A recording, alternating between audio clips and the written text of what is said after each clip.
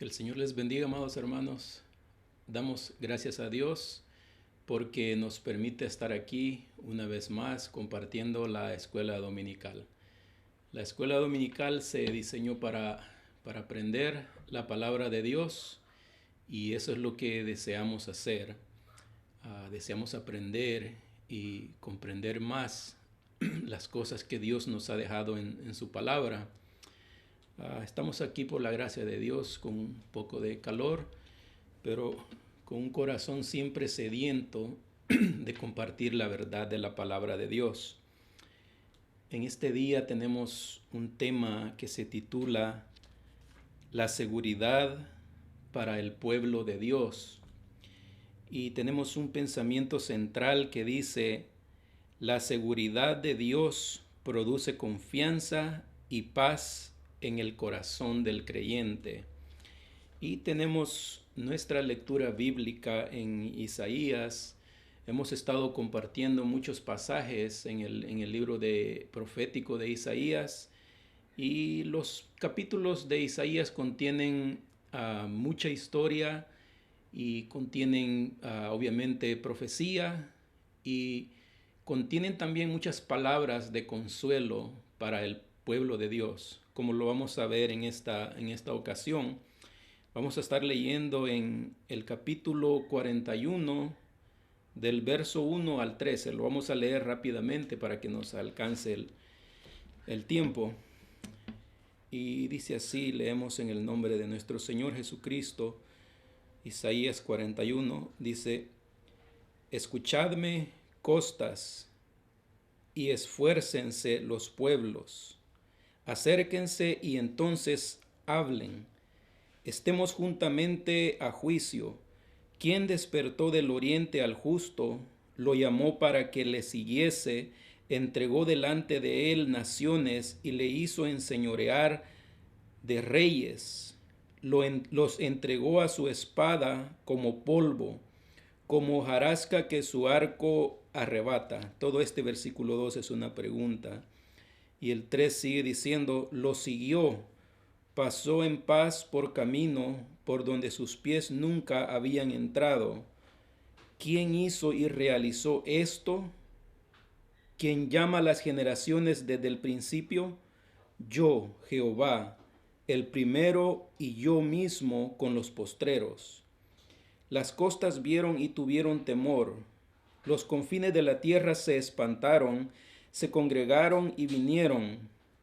Cada cual ayudó a su vecino y a su hermano dijo, esfuérzate. El carpintero animó al platero y el que alisaba con martillo al que batía en el yunque, diciendo, buena está la soldadura. Y lo afirmó con clavos para que no se moviese. Pero tú, Israel, siervo mío, eres tú, Jacob, a quien yo escogí, descendencia de Abraham, mi amigo. Porque te tomé de los confines de la tierra y de tierras lejanas te llamé y te dije, mi siervo eres tú. Te escogí y no te deseché. No temas, porque yo estoy contigo.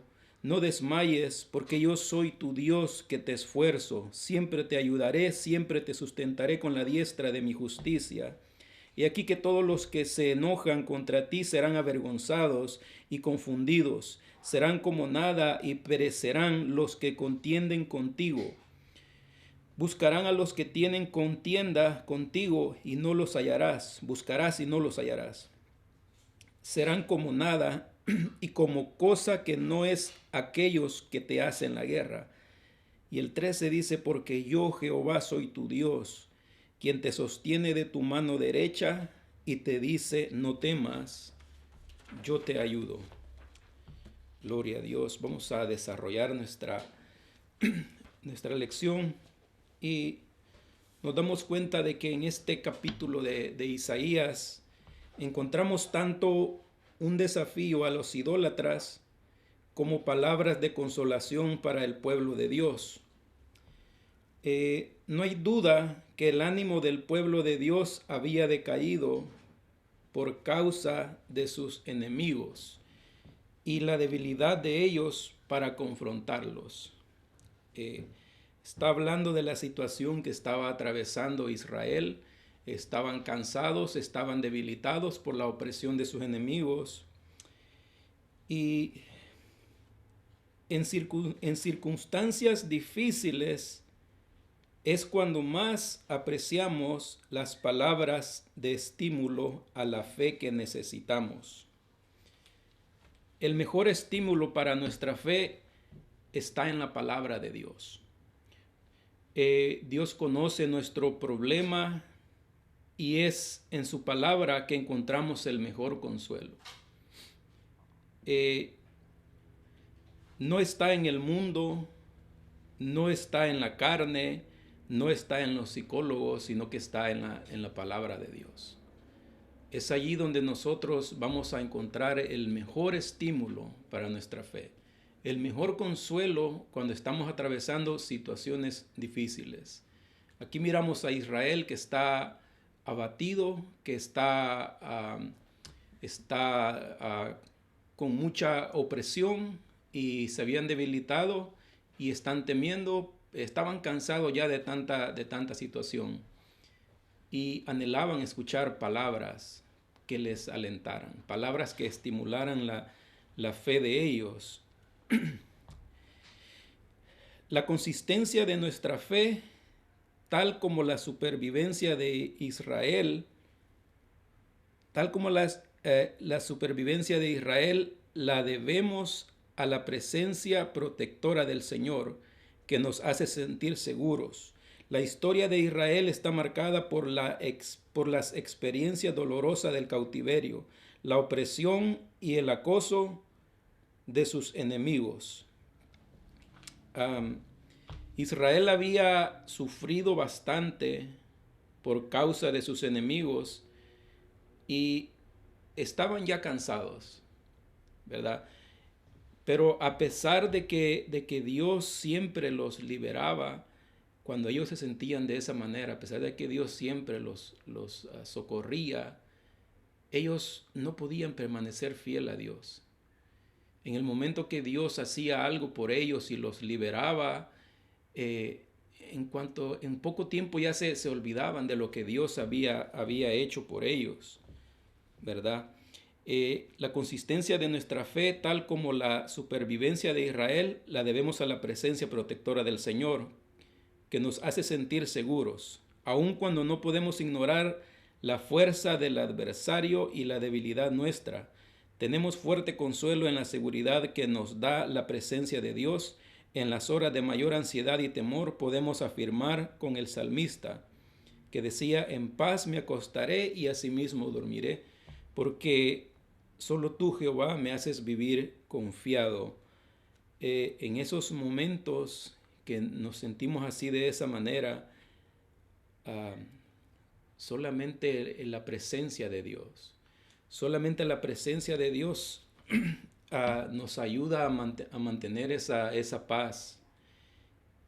Nosotros debemos confiar en la soberanía de Dios. Debe ser la soberanía de Dios nuestra confianza. Debemos de sentir seguridad en su plan eterno para con su iglesia. Porque solo con el hecho de saber que Él es Dios, sabemos de que Él orquesta todo conforme a sus sabios propósitos. Con su presencia, Dios le ha asegurado protección a su iglesia de la misma manera como lo hizo con el pueblo de Israel. Dios cuida de su pueblo. Observe cómo este pasaje nos habla del cuidado de Dios por su pueblo, el cual es nuestro primer encabezado de esta lección, del cuidado de Dios por su pueblo. Dice el versículo 1 del capítulo 41 de Isaías que hemos leído, dice: escuchadme, costas, y esfuércense los pueblos, acérquense y entonces hablen, estemos juntamente a juicio. Escuchadme, costas, dice. Las costas de Filistea y Fenicia son llamadas como testigos de lo que Dios iba a hacer. Son costas que son las costas que rodean el mar Mediterráneo. Por eso dice, escuchadme costas. ¿De qué manera se manifiesta el cuidado de Dios por su pueblo? ¿Cómo podríamos decir nosotros que se manifiesta el cuidado de Dios? ¿Qué podríamos decir sobre eso? Podríamos hablar de tres palabras, y la primera palabra es identificación. Dios le da identidad a su pueblo Israel. Esa identidad Dios se la da a Israel por una promesa que Dios le había hecho a Abraham. Y esa identidad hace que Israel sea un pueblo especial. Es un pueblo santo, es una nación santa, es el pueblo de Dios.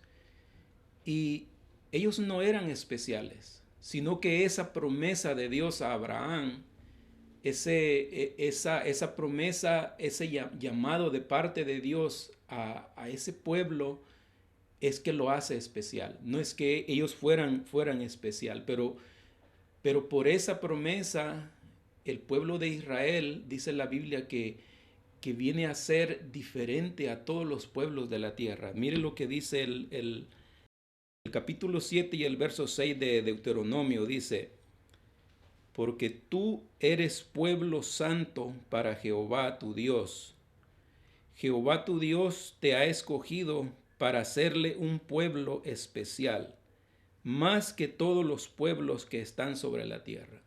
No es que ellos fueran especiales, sino que el hecho de que Dios los haya elegido, que los haya seleccionado, los hizo especial. Pero la iglesia tampoco tenemos que sentirnos tristes por eso, porque en la carta del apóstol Pedro, en la primera carta, en el capítulo 2 y el verso 9, encontramos palabras similares como estas a la iglesia. Y dice Dios, hablando por medio del apóstol Pedro, dice: vosotros, dice, sois linaje escogido, real sacerdocio, nación santa, pueblo adquirido por Dios, para que anunciéis las virtudes de aquel que os llamó de las tinieblas a su luz admirable. ¿Se da cuenta qué parecidas son las palabras, cómo Dios llamó a Israel, a su pueblo, y también le llama a la iglesia por medio del apóstol Pablo? En el tiempo de Isaías, de este pasaje que hemos leído, no calificábamos para ser parte del pueblo de Dios. En ese tiempo Israel era un pueblo especial, pero la demás gente no calificaba para ser parte de ese pueblo. Por eso Pedro en el verso 10 dice: vosotros, dice, que en otro tiempo no erais pueblo, pero que ahora sois pueblo de Dios, que en otro tiempo no habíais alcanzado misericordia, pero ahora habéis alcanzado misericordia. Por medio de Jesucristo es que la iglesia ha alcanzado misericordia. Y es por medio de Jesucristo que ahora la iglesia es pueblo de Dios también. Eso podemos decir de nuestra primera palabra, que es identificación. ¿Cómo se identifica Israel con Dios? Esa identidad que Dios le ha dado por medio de la promesa de Dios a Abraham. La segunda palabra es dirección. El pueblo de Israel no caminó a ciegas por el desierto. Dios estaba con ellos. Dios preparó a Moisés para que les guiara por el desierto. Dios habló a Moisés y Moisés hablaba al pueblo, y de esa manera Dios guiaba a su pueblo por medio de Moisés. Enfrentaron algunas dificultades, tuvieron sed y se toparon con aguas amargas, les picaron las víboras, tuvieron oposición, pero nunca les faltó la dirección de Dios. Ellos no caminaban a ciegas, ellos sabían cuál era el destino, cuál era el rumbo que llevaban, guiados por Moisés. que Dios lo había enviado para liberar a su pueblo. La tercera palabra que de la que podemos hablar en cuanto al cuidado de Dios por su pueblo es comunicación. ¿Les habrá faltado comunicación al pueblo de Dios? No creemos que haya sido así. Dios les dio reyes, les dio profetas, les dio sacerdotes. No era posible que les faltara la comunicación. Y al final les dio a Jesucristo, que lo despreciaron, pero Dios lo envió para ellos. Entonces, esa tercera palabra, comunicación, durante esa travesía por el desierto, Dios le dio a su pueblo los 10 mandamientos. Imagínense, le dio los 10 mandamientos. No les hizo falta la comunicación de parte de Dios. Dios hablaba por medio de los profetas, hablaba por medio de Moisés. No les hizo falta comunicación. Entonces, nuestra tercera palabra podemos decir que está bien empleada. Dios habló a Moisés y le dijo, por medio de los 10 mandamientos, Dios le dijo cómo tenían que vivir. Y en este versículo 1 de Isaías 41, ese es el énfasis que se hace, de que Dios está llamando a la gente a conversar. Dice, escuchadme costas y esfuércense los pueblos, acérquense y entonces hablen, estemos juntamente a juicio. Escuchadme, dice. Escuchadme, esfuércense pueblos, acérquense y estemos a juicio. Imagínense de que el Dios de la gloria, el Dios santo, el Dios omnipotente, está llamando a los pueblos, está llamando a las personas a reunirse. Los está llamando, los está convocando, como sentándose en una mesa con ellos para poder examinar cuál era el problema. Les dice, vengan, estemos a juicio, miremos cuál es el problema, cuál es el pecado de ustedes, cuál es la situación de ustedes. Examinemos ese problema. El Dios eterno, el Dios vivo, el Dios de la gloria, entra a juicio con los hombres y los llama a un arrepentimiento, a una examinación de sus conciencias, tratando de ayudarles.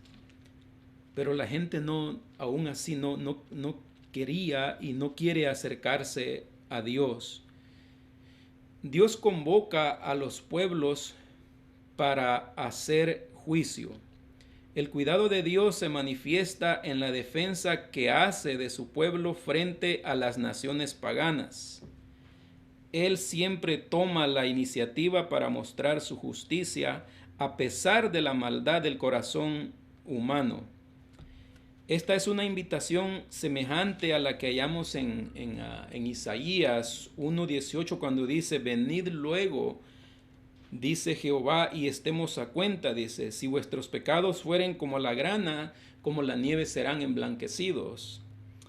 Y si fueren rojos como el carmesí, dice, vendrán a ser como blanca lana. Es así como inicia Dios su revelación del cuidado por su pueblo. Ya en el verso 3, en el primer versículo, Dios ha convocado a toda la tierra para oír. Y dice, y vosotros pueblos, dice, escuchad, dice, oiga la tierra y cuánto hay en ella, el mundo y todo lo que produce. Dios quiere establecer un diálogo conciliador con el ser humano antes que imponer sus juicios. Ese es el propósito de Dios. Hallamos en este pasaje de Isaías palabras muy sugestivas que denuncian el carácter de esta convocatoria divina. O sea, Dios llama al ser humano a un diálogo. Antes de meterlo a juicio, Dios quiere que el ser humano sea salvo, que el ser humano conozca de Él, que el ser humano conozca la verdad de su Hijo Jesucristo. No quiere meterlo a juicio. La Biblia dice de que Dios no quiere que el impío se pierda, sino que venga al arrepentimiento. Ese es el deseo de Dios. Y Fíjese bien lo que dice, escuchadme, acérquense, estemos juntamente, dice. Esas palabras, todo esto revela a un Dios que ama el diálogo, la comunión con la humanidad. Todas esas palabras que dice, escuchadme, acérquense, estemos juntamente,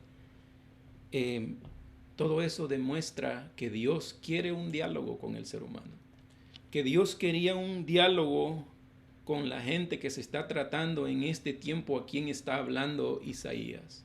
Pero la queja de Dios es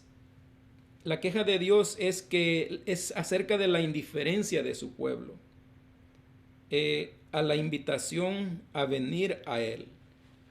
O sea, la gente, Dios está dándole oportunidades a la gente, les está llamando, les está diciendo, vengan, yo puedo perdonar sus pecados, vamos a entrar a juicio, miremos cuáles son sus pecados, veamos qué pasa con ustedes, cuál es tu enfermedad, de qué te duele. Pero la queja de Dios es que a pesar de ese llamado de Dios, la gente no atiende. La gente de este tiempo, a pesar de ver cómo Dios derramaba su poder, no atendían a ese llamado de Dios.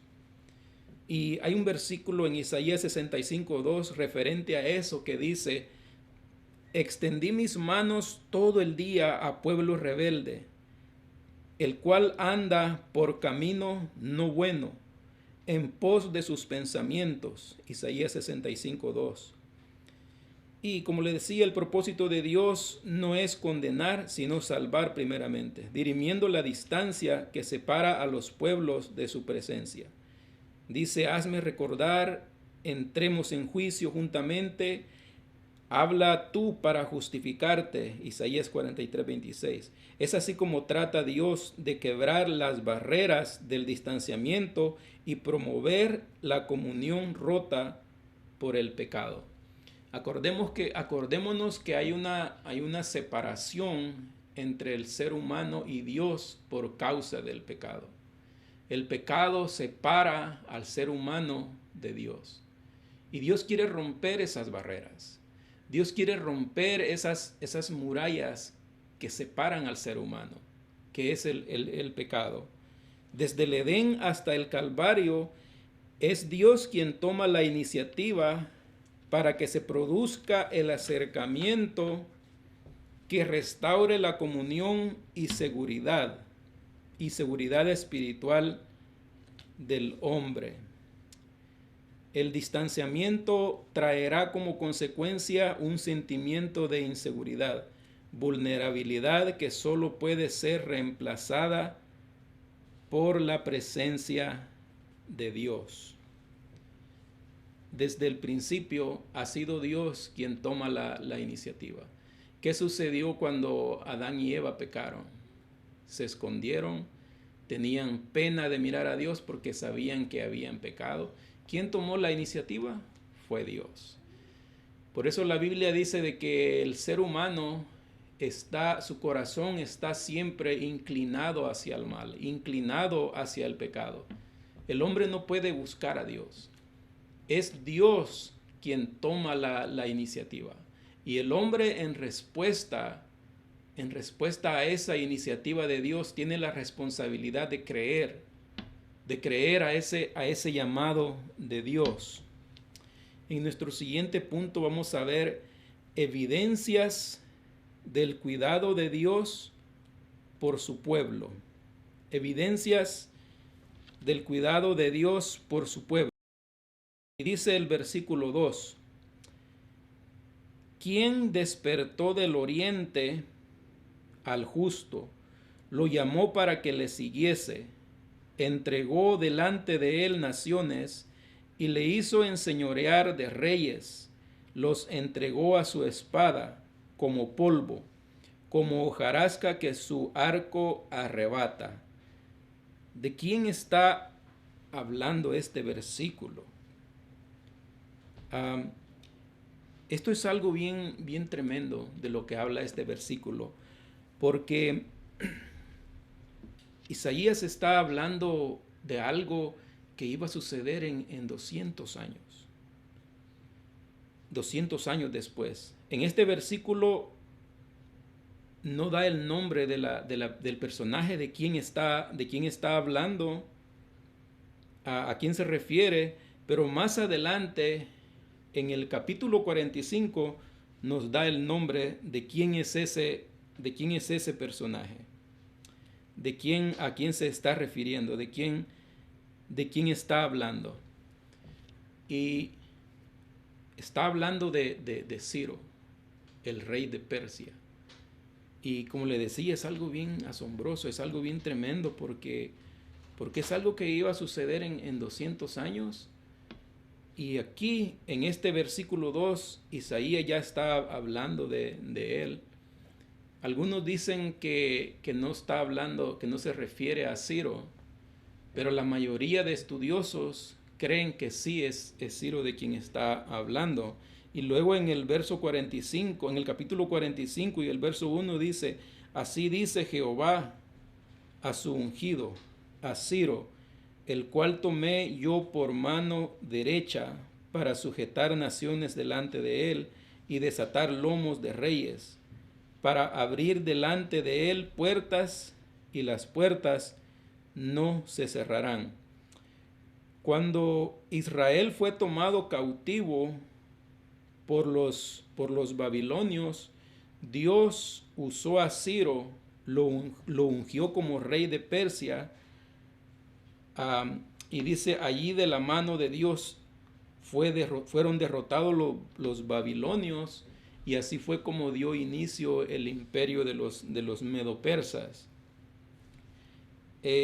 Recordemos que para poder identificar esto, cuando sucedió lo que Isaías está hablando aquí, recordemos que Daniel fue parte de los judíos cautivos por el rey Nabucodonosor en Babilonia.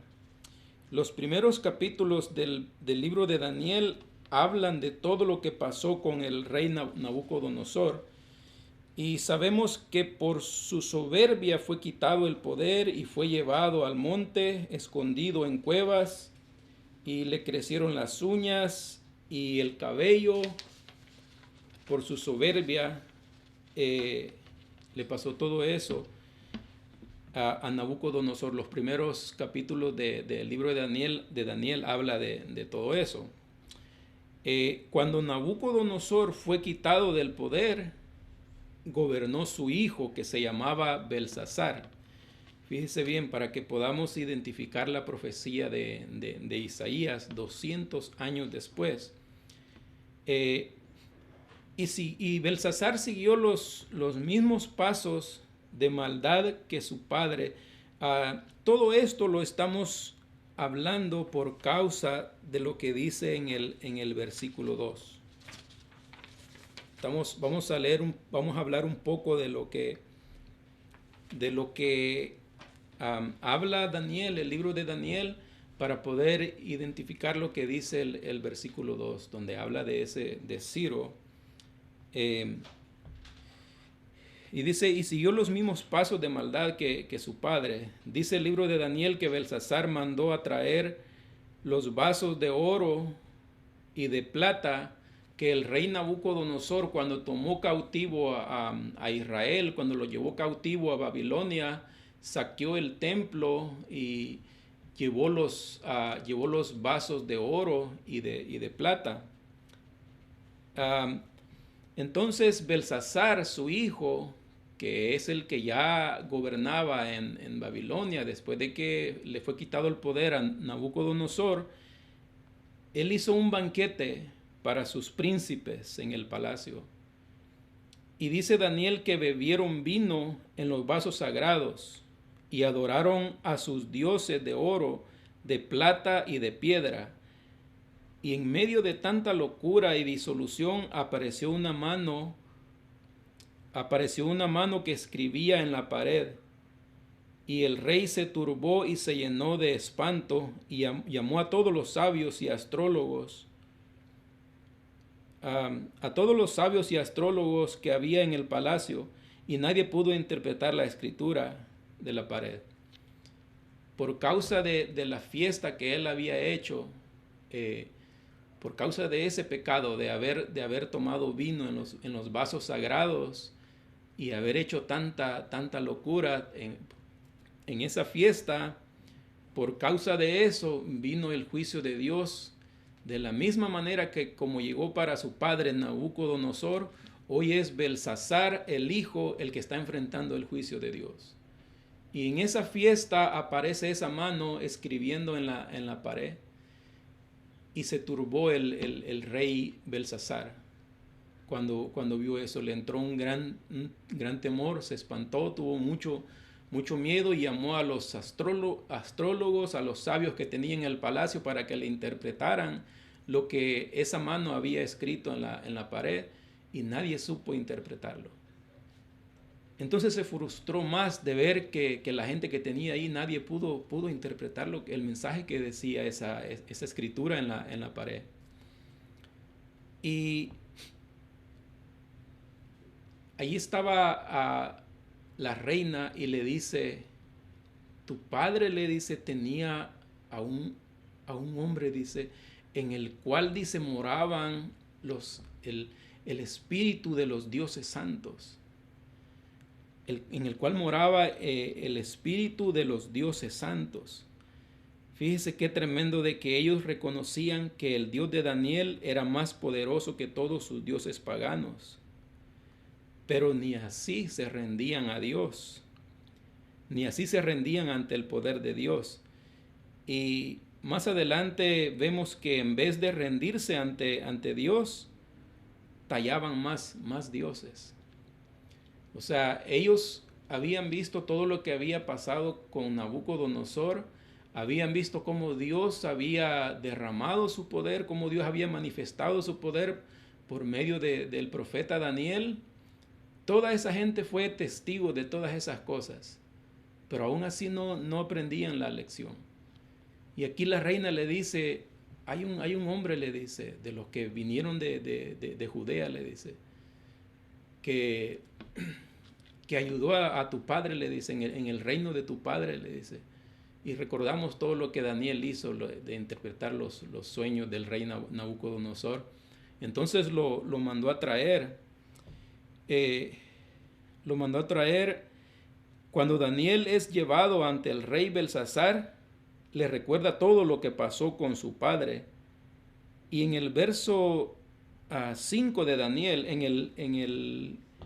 el verso 22 del capítulo 5 de Daniel, le dice, en el verso 22 le dice, y tú, le dice, su hijo Belsasar, no has humillado tu corazón sabiendo todo esto. O sea, él sabía, Belsasar, hijo de Nabucodonosor, él sabía todo lo que había pasado con su padre. Él sabía que por su soberbia su padre había sido cortado del reino. Sabía todo eso y sabía cómo Dios se había manifestado en el reino de su padre. Todas las cosas que habían pasado. Y Daniel se lo está diciendo aquí en el verso 22. Y no has humillado tu corazón, le dice. Lo sabes todo y no has humillado tu corazón. Y estaba espantado por esa escritura en la pared. Y Daniel se la va a interpretar. Porque, como le decía, Daniel fue parte de aquel grupo de judíos que fueron llevados a Babilonia, que fueron llevados cautivos. En ese grupo iba Daniel. Y nosotros podemos mirar cómo Dios orquesta todo, cómo Dios ordena todos sus planes, todos sus propósitos. Porque fueron llevados a Babilonia, pero siempre las cosas llevan un propósito de Dios. Daniel estaba en Babilonia para que Dios manifestara su poder por medio de él a los reyes en Babilonia, a todos esos sabios en Babilonia, a todos los sátrapas que gobernaban las ciudades de Babilonia. Ese era el propósito en ese cautiverio. A Dios no se le escapa nada y aprovecha cada cosa. Y la escritura en la pared decía, Mene, Mene, Tekel, Uparsin. Daniel le interpreta esa escritura y dice, esta es, en el 26, dice, esta es la interpretación del asunto, dice. Mene contó Dios tu reino y le ha puesto fin. Tequel, pesado ha sido en balanza y fuiste hallado falto. Pérez, tu reino ha sido roto y dado a los medos y a los persas. Y así fue como Darío el medo y Ciro el persa tomaron el poder en Babilonia. Y el verso 2 dice, ¿quién despertó del oriente al justo? Dice, lo llamó para que le siguiese, entregó delante de él. Bueno, está hablando aquí de Ciro, de que Dios ungió a Ciro el Grande, rey de Persia, para cumplir sus propósitos. Por medio de Ciro fue que Dios libertó a su pueblo que había sido llevado cautivo a Babilonia. Ciro fue rey de Persia. Él fue quien fundó el imperio persa y gobernó entre el 550 y el 530 antes de Cristo. Dios usó a Ciro para libertar al pueblo de Israel. En otras ocasiones, los reyes paganos sirvieron para castigar a Israel. Pero esta vez Dios usa a Ciro para salvar a su pueblo. Fíjese qué tremendo. Isaías está hablando de todo esto. Dice, en el 3 dice, lo siguió, pasó en paz por camino por donde sus pies nunca habían entrado. Ciro realizó con mucha facilidad sus conquistas. Antes los reyes que conquistaban otras naciones, otras ciudades, se armaba todo un ejército, una guerra, y llevaban cautivas a las personas y conquistaban las ciudades y las naciones. Pero Ciro, con la ayuda de Dios, con la unción de Dios, con el propósito de Dios para liberar al pueblo de Israel que eran cautivos en Babilonia, Dios ungió a Ciro para liberar a su pueblo. Algunos dicen que fue Daniel quien le habló a Ciro acerca de las profecías. O sea, imagínense de las profecías de Isaías. Imagínense de que 200 años antes Isaías había profetizado sobre Ciro. Y como ya vimos en el 45, el capítulo 45 de Isaías, que lo profetizó hasta con todo y nombre. Y algunos dicen que Daniel tuvo cierta comunicación con Ciro y pues creen que le platicó, que le dijo de las profecías que se hablaban de él y que por medio de que Dios utilizó a Daniel y que por medio de eso él se enteró de que él era parte de lo que iba a suceder en Babilonia cuando los medos y los persas tomaron el poder en Babilonia. Pero encontramos un versículo en Isaías donde nos habla de que fue Dios quien habló directamente al corazón de Ciro. Dios lo ungió y Dios habló directamente para decirle todo lo que iba a pasar. Y en el capítulo 45 fue donde Dios mismo fue quien habló a Ciro acerca de todo lo que Dios haría por medio de él. Isaías está profetizando en este pasaje, pero estas palabras también son para las personas en ese tiempo que estaban sufriendo opresión de los sirios y babilonios. Y los versículos 5, 6 y 7 hablan de algo que lo pone a uno a pensar, y el verso 5 habla de lo que Dios iba a hacer, el verso 5 dice, las costas vieron y tuvieron temor, los confines de la tierra se espantaron, se congregaron y vinieron. Esto le hace pensar a uno que al ver el poder de Dios manifiesto, se arrepentirían. O sea, dice que las costas vieron y tuvieron temor, dice. Los confines de la tierra se espantaron y se congregaron y vinieron para ver lo que Dios había hecho. Y uno piensa de que estas cosas haría que estas personas se arrepintieran, pero no fue así de esa manera. Fíjese qué tremendo lo que dice el verso 6 y el 7.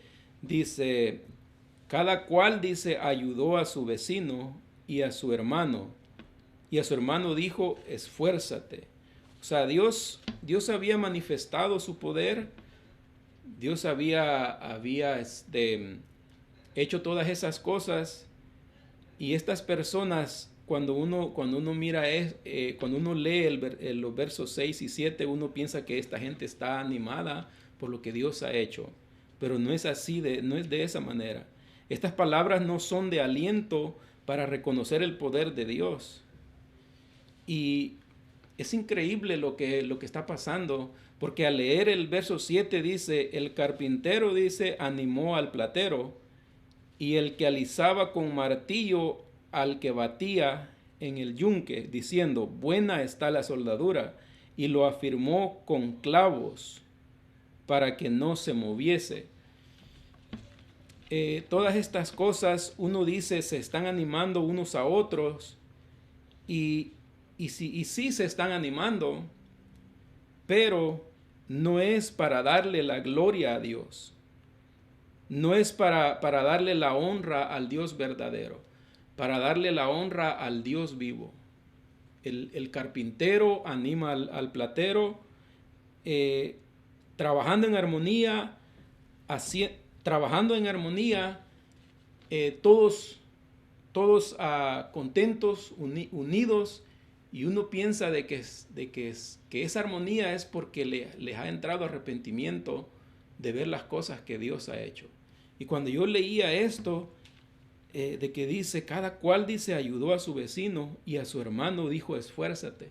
Cuando leía eso dije yo, pues wow, les entró arrepentimiento en el corazón de ver las cosas que Dios ha hecho.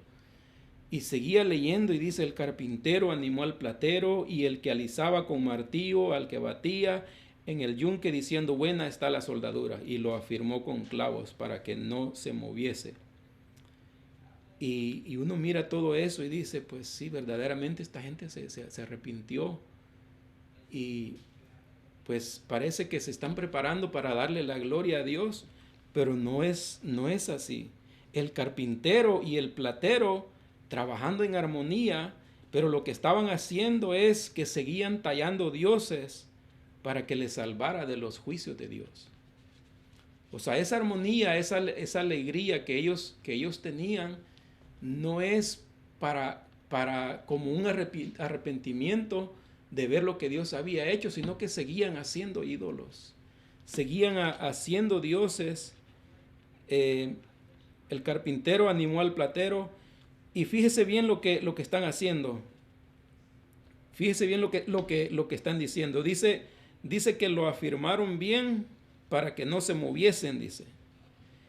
Ellos mismos están diciendo que los dioses no se mueven. No tienen poder. Dios se manifestó a esta gente y no le dieron la gloria a Dios. Dice que lo afirmaron bien con clavos para que no se movieran. Ellos mismos están diciendo no se mueven, están muertos, son dioses muertos. Pero fíjese hasta dónde llega la ignorancia, la ceguera espiritual. Que ellos están afirmando, diciendo que sus dioses no se mueven. Están viendo el poder de Dios, la manifestación de Dios, y aún así seguían haciendo sus dioses. Y cuando lee uno todo esto, dice uno, parece que cambiaron. Parece que están preparados para darle la gloria a Dios. Pero no era así. No era de esa manera. El apóstol Pablo dice en el libro de Romanos, en el capítulo 1 y el verso 23 dice, cambiaron la gloria del Dios incorruptible en semejanza de imagen de hombre corruptible, de aves, de cuadrúpedos y de reptiles, por lo cual también Dios los entregó a la inmundicia en las concupiscencias de sus corazones.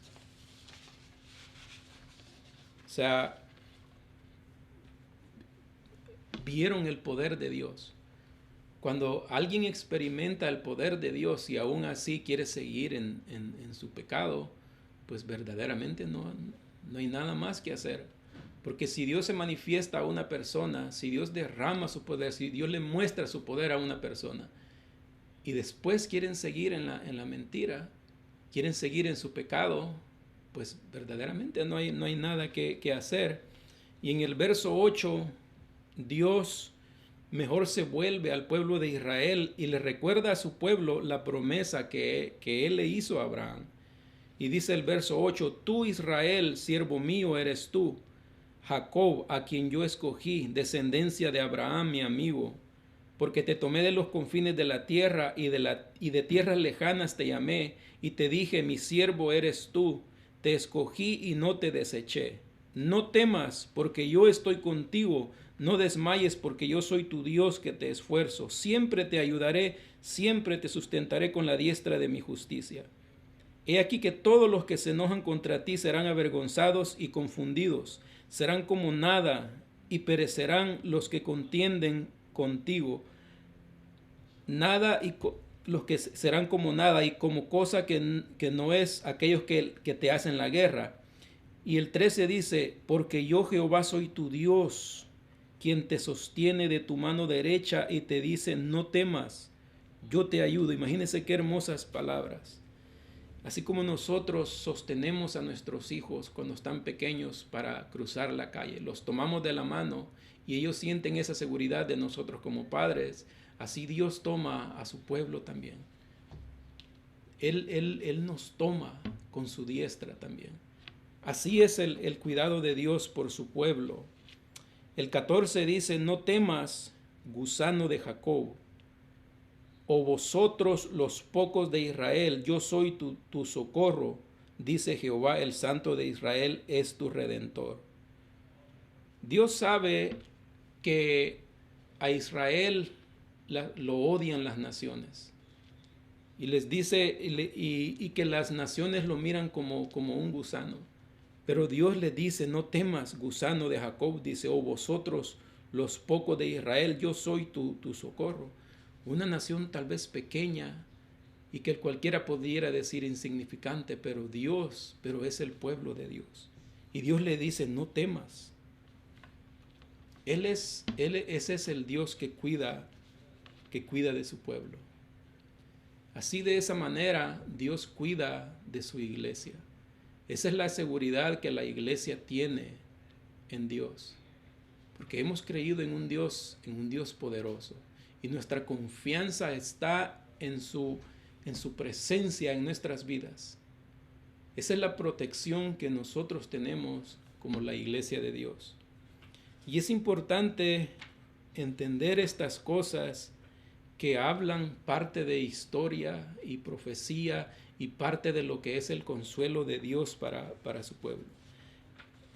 Es importante saber de lo que Isaías está hablando y de cómo se cumple la palabra de Dios. Nosotros tenemos la palabra de Dios y podemos mirar desde aquí todo lo que ha pasado a través de la historia. Podemos mirar cómo se ha cumplido cada cosa. Y si todo lo que ha pasado se ha cumplido, tenemos la seguridad de que las cosas que faltan también se van a cumplir. Pero de esa manera Dios cuida a su pueblo. Así como dice estas palabras, no temas porque yo estoy contigo.